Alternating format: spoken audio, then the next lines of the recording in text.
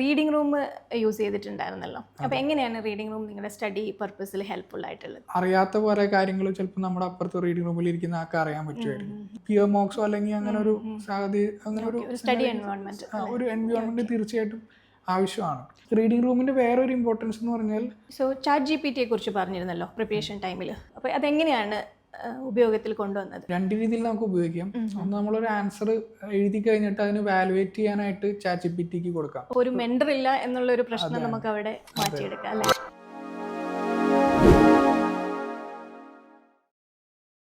iTutor IAS academy talk സ്പേസിലേക്ക് ഏവർക്കും സ്വാഗതം. ഇന്ന് നമ്മോടൊപ്പം ചേരുന്നത് KS എക്സാമിൽ സ്ട്രീം 2-വിൽ സെക്കൻഡ് റാങ്ക് നേടിയ ജോർജ് കുട്ടി ജേക്കബാണ്. അദ്ദേഹത്തിൻ്റെ KS യാത്രയും അതുപോലെ തന്നെ പ്രിപ്പറേഷൻ സ്ട്രാറ്റജിയും ചലഞ്ചസും അതിൽ നിന്ന് സെക്കൻഡ് റാങ്കിലേക്ക് എങ്ങനെ എത്തിയെന്നും നമുക്ക് നേരിട്ട് ചോദിച്ചറിയാം. കൂടാതെ KS ആസ്പിറൻസിന് എങ്ങനെ ഇതിലേക്ക് എത്തിച്ചേരാമെന്നും നമുക്ക് ഈ ഒരു ഇൻ്റർവ്യൂ വഴി നോക്കാം. Welcome to iTutor IAS academy talk space. First of all congratulations. Thank you. Okay, നമുക്കൊരു ഇൻട്രോയിലൂടെ തുടങ്ങാം അല്ലേ? ഓക്കെ. എൻ്റെ പേര് ജോർജ് കുട്ടി ജേക്കബ് എന്നാണ്.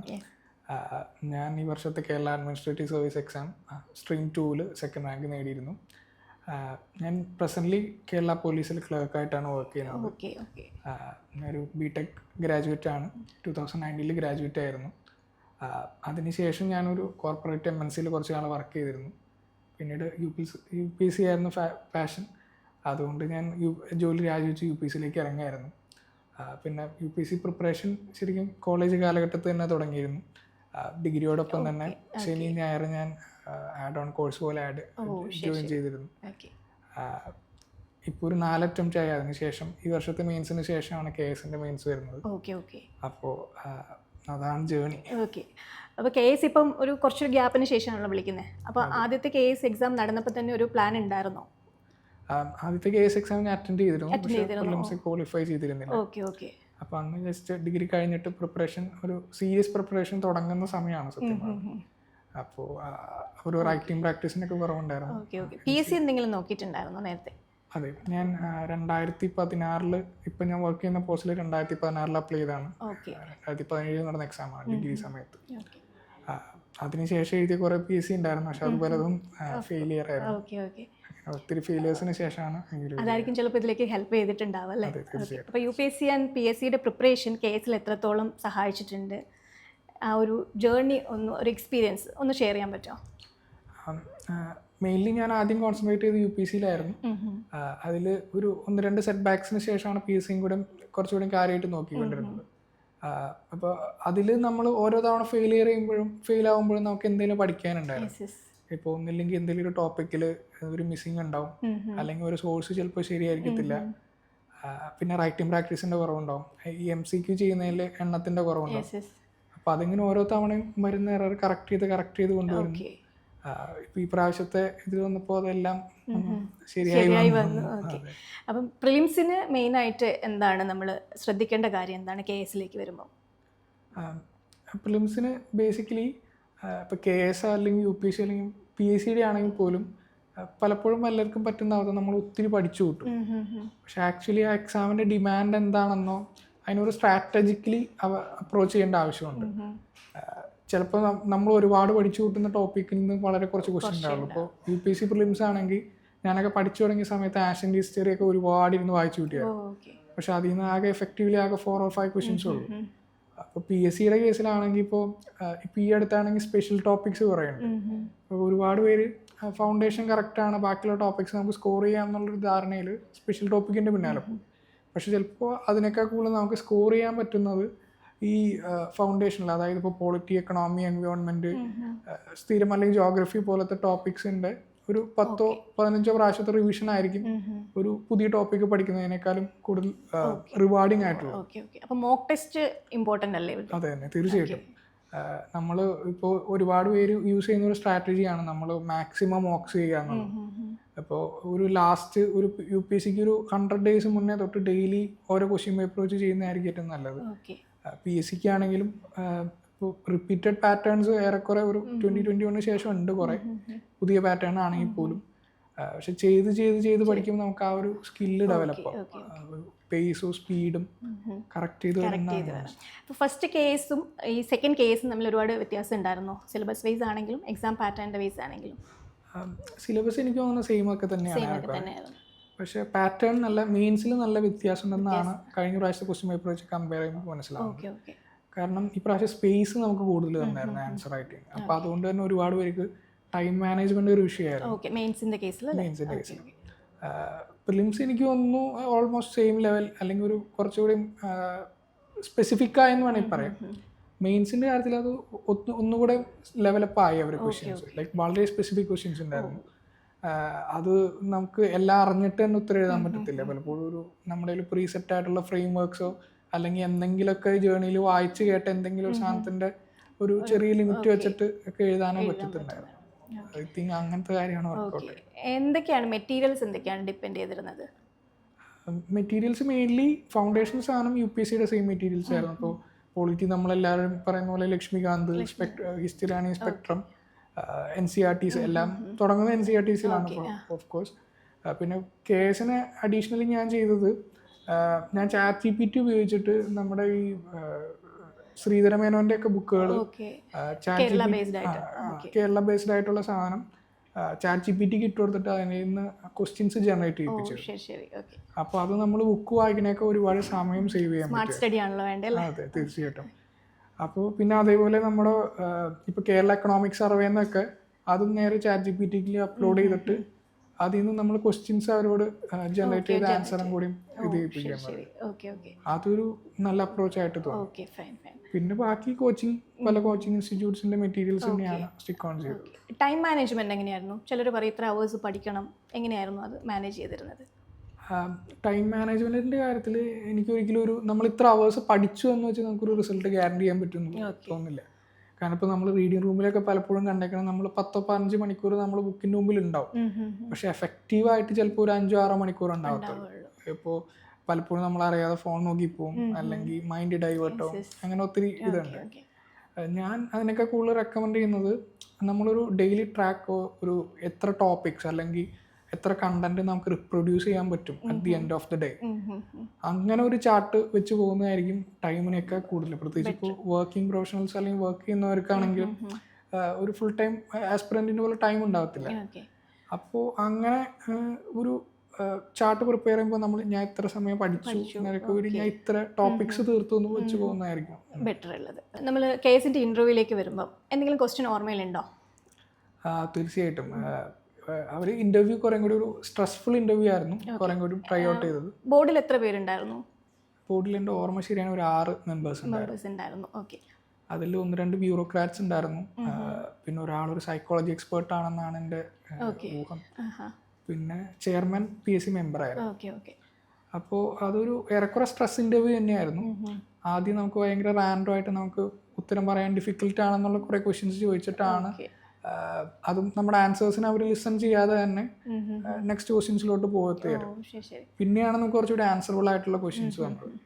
പിന്നെ എനിക്ക് കിട്ടിയൊരു ആഡ് ഓൺ അഡ്വാൻറ്റേജ്, ഞാൻ ഓൾറെഡി സർവീസിലായതുകൊണ്ട് എനിക്ക് കുറച്ചും കൂടെ ഒരു ഇൻട്രാക്ഷനുള്ള ഓപ്പർച്യൂണിറ്റീസ് കിട്ടിയിട്ടുണ്ട് ഇപ്പോൾ ഒരു സീനിയർ ലെവൽ ഓഫീസേഴ്സായിട്ട്.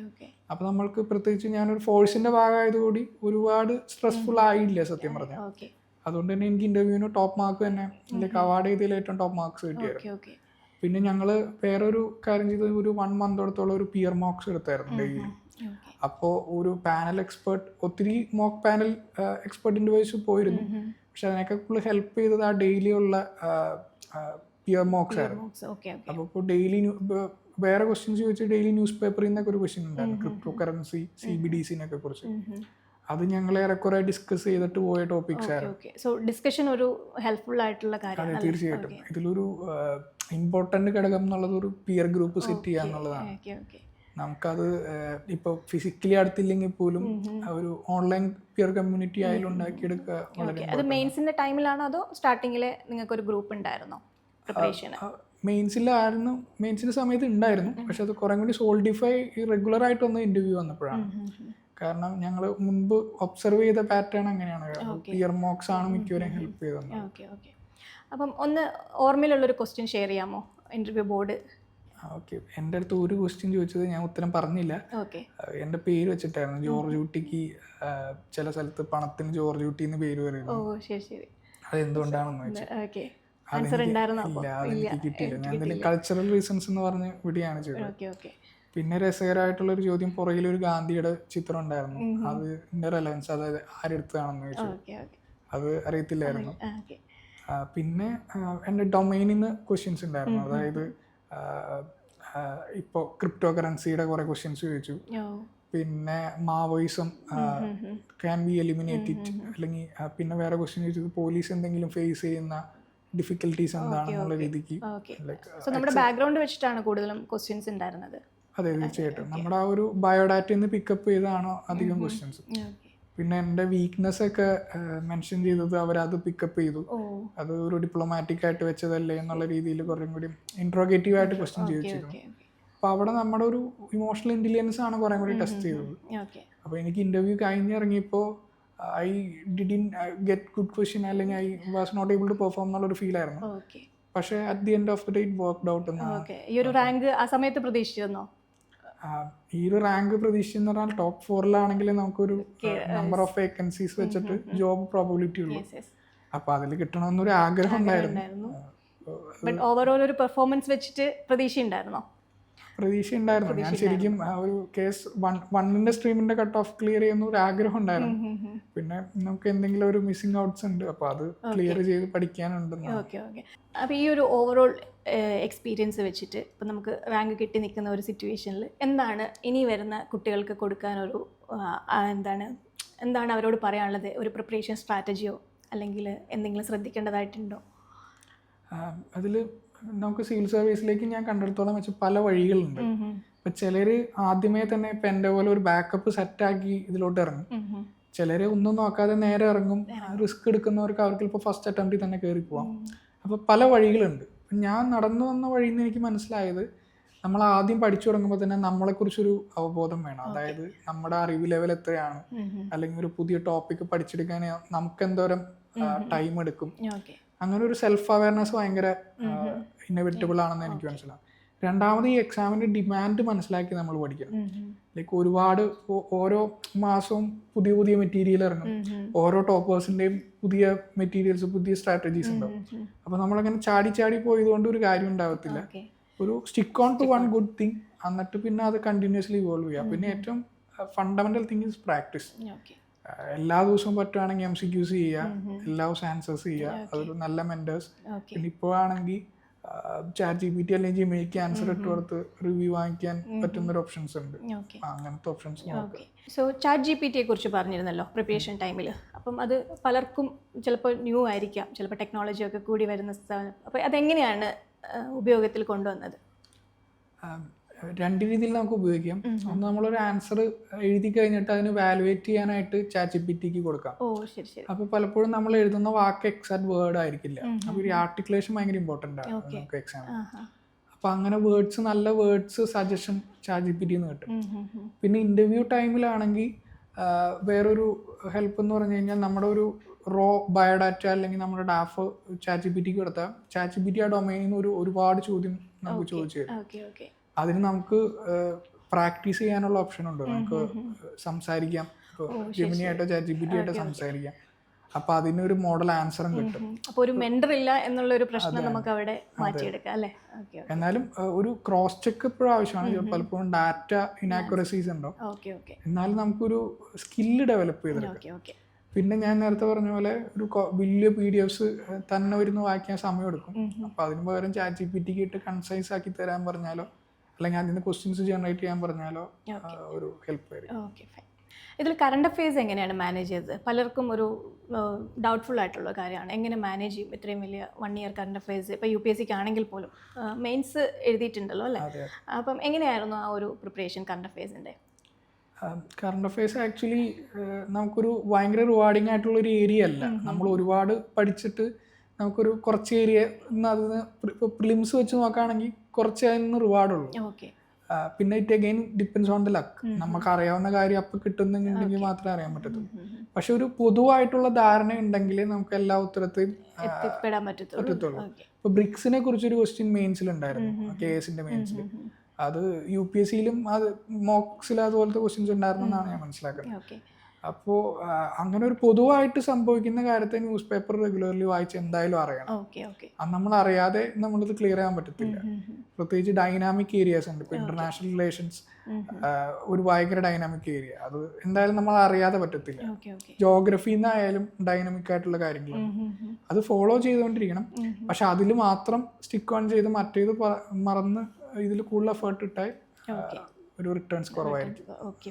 പിന്നെ റീഡിംഗ് റൂം യൂസ് ചെയ്തിട്ടുണ്ടായിരുന്നല്ലോ, അപ്പോൾ എങ്ങനെയാണ് റീഡിംഗ് റൂം നിങ്ങളുടെ സ്റ്റഡി പർപ്പസിൽ ഹെൽപ്ഫുൾ ആയിട്ടുള്ളത്? ഞാൻ ആദ്യത്തെ കുറച്ച് നാൾ തന്നെയായിരുന്നു പ്രിപ്പയർ ചെയ്തത്. പിന്നീട് ഒരു കമ്മ്യൂണിറ്റിയിലേക്ക് വന്നപ്പോഴാണ് നമുക്ക് അതിൻ്റെ ഒരു ഇമ്പോർട്ടൻസ് കുറേ കൂടെ മനസ്സിലായത്. ഇപ്പോൾ നമ്മൾ അറിയാത്ത കുറേ കാര്യങ്ങൾ ചിലപ്പോൾ നമ്മുടെ അപ്പുറത്ത് റീഡിംഗ് റൂമിൽ ഇരിക്കുന്ന ആൾക്ക് അറിയാൻ പറ്റുമായിരിക്കും. എഫേർട്സ് നല്ലോണം ലഘൂകരിക്കാം. പിന്നെ മെറ്റീരിയൽസ് ഷെയർ ചെയ്യാം. ഒരു പുതിയ എക്സാമിൻ്റെ കാര്യം ഉണ്ടെങ്കിൽ അതിൻ്റെ നോട്ടിഫിക്കേഷൻസ് അറിയാൻ പറ്റും. പിന്നെ ഒരു റീഡിംഗ് റൂമിലാണെങ്കിൽ നമുക്കൊരു ഇപ്പം പിയർ മോക്സോ അല്ലെങ്കിൽ അങ്ങനെ ഒരു അങ്ങനെ ഒരു എൻവയോൺമെൻറ്റ് തീർച്ചയായിട്ടും ആവശ്യമാണ്. പിന്നെ റീഡിംഗ് റൂമിൻ്റെ വേറൊരു ഇമ്പോർട്ടൻസ് എന്ന് പറഞ്ഞാൽ നമ്മളൊരു ഏരിയ പഠനത്തിന് മാത്രമായിട്ട് ഡെഡിക്കേറ്റ് ചെയ്ത് വെച്ച് ഓട്ടോമാറ്റിക്കലി നമ്മുടെ മൈൻഡ് അവിടെ എത്തുമ്പോൾ നമ്മുടെ മൈൻഡ് സെറ്റ് ആവും. അതായത് ഇവിടെ നിന്ന് എനിക്ക് പഠിക്കാനുള്ള സമയമാണ്. അപ്പോൾ മാക്സിമം അങ്ങോട്ട് കയറുമ്പോൾ ഫോൺ മാറ്റി വെച്ചുകൊണ്ട് കയറുകയാണെങ്കിൽ അങ്ങനെ ഒരു സെപ്പറേറ്റ് ഏരിയ എന്ന് പറയുമ്പോൾ നമ്മൾ ഒരു മെൻ്റലി അങ്ങനെ പ്രിപ്പയർഡ് ആവും. അത് എഫിഷ്യൻസി കൂട്ടുമെന്നാണ് എനിക്ക്. അപ്പോൾ എന്തെങ്കിലും എക്സ്ട്രാ ആയിട്ട് പറയാനുണ്ടോ ഞങ്ങളുടെ കുട്ടികളോട്? എക്സ്ട്രാ ആയിട്ട് പറയാനുള്ളത് വേറൊരു കാര്യം, ഇതിൽ ഇമോഷണൽ റെസീലിയൻസ് ഭയങ്കര ഇമ്പോർട്ടൻസ് സംഗതിയാണ്. ഇപ്പം ഞാനൊരു 10 yearsന് ശേഷമാണ്, ഒരു ഓൾമോസ്റ്റ് 10 years ആയി ഞാൻ പ്രിപ്പറേഷൻ തുടങ്ങിയിട്ട്. ബിടെക് കഴിഞ്ഞ ശേഷം ബിടെക്കിൻ്റെ ഒപ്പമുള്ള സമയം കൂടെ കൂട്ടിയാൽ 10 years അപ്പോൾ ഇത്രയും ഒരു ലോങ് ജേണിക്ക് നമ്മൾ വില്ലിങ് ആയിരിക്കണം. നമ്മുടെ ഒപ്പമുള്ള സഹപ്രവർത്തകർ ചിലപ്പോൾ പടികൾ കയറിപ്പോകണം നമ്മൾ കാണും, ഒരുപാട് ഫെയിലിയേഴ്സ് കാണും. ഒരു പ്രൈവറ്റ് മേഖലയിലേക്ക് സ്വിച്ച് ചെയ്യണവർക്ക് കൂടുതൽ മോണിറ്ററി ലാഭങ്ങൾ ഉണ്ടാവുന്ന കാണാം. അപ്പോൾ അതെല്ലാം എക്സ്റ്റാൻഡ് ചെയ്ത് one day my day will come എന്നൊരു ഫീൽ എപ്പോഴും ഉള്ളിൽ കൊണ്ടുനടക്കണം. അതാണ്. അപ്പം ഇത്രയും നേരം ഞങ്ങളോടൊപ്പം ഈ ഒരു വിലപ്പെട്ട ടൈം ഞങ്ങളോടൊപ്പം സ്പെൻഡ് ചെയ്തതിനും അതുപോലെ തന്നെ സർവീസിൽ ഇനി അങ്ങോട്ടേക്ക് നല്ല നല്ല കാര്യങ്ങൾ സമൂഹത്തിന് വേണ്ടി ചെയ്യാൻ പറ്റട്ടെ എന്നും ആശംസിച്ചുകൊണ്ട് നമുക്ക് ഈ ഒരു ടോക്ക് സ്പേസ് ഇവിടെ അവസാനിപ്പിക്കാം. Thank you so much. Okay.